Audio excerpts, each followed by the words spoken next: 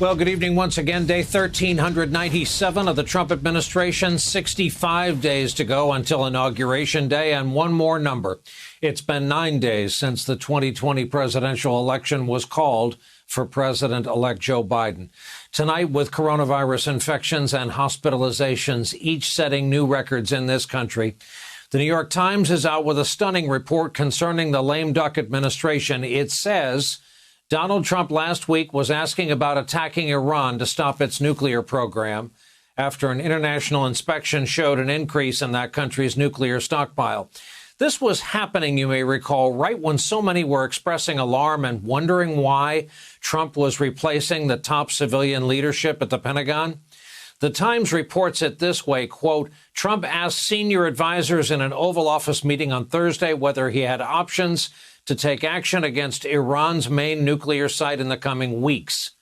The advisors, including Mike Pence, Secretary of State Mike Pompeo, Christopher Miller, the acting defense secretary, General Mark Milley, chairman of the Joint Chiefs, warned that a strike against Iran's facilities could easily escalate into a broader conflict in the last weeks of Mr. Trump's presidency.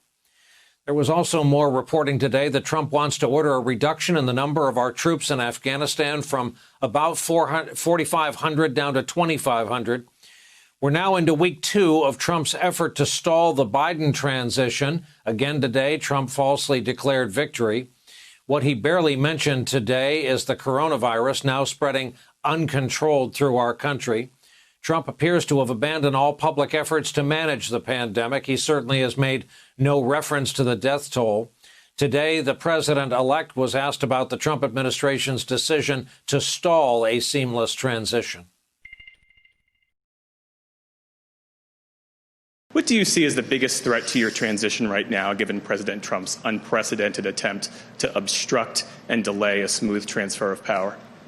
More people may die if we don't coordinate. If it has to wait until January 20th to get actually become operational, that's a shame, but maybe that's the only way to get it done. In your reporting, if you had to guess, what percentage of West Wing employees have some level of realization that this period is called a transition because their guy lost?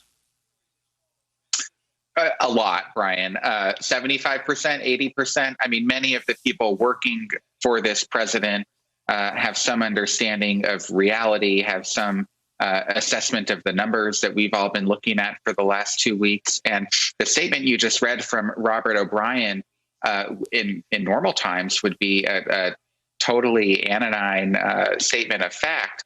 But because the president has refused to acknowledge that Biden is the projected winner of this race, and because he's refused to allow those working in the government to initiate the formal beginnings of this transition and to commit to a peaceful transfer of power come January 20th on the date of the inauguration, that statement is so striking because it differs from the position the president has taken. And my colleagues and I reported for the Washington Post today that Trump is actually digging in here. He's more determined than ever to fight on. He believes that his political supporters want to see him contest the results of this election, want to see him refuse to concede, want to see him keep fighting, even as many of his advisors are pleading with him to try to come up with a graceful way to get out of this, to try to at least commit to a peaceful transfer of power, even if he won't actually bring himself to deliver a formal concession to Biden.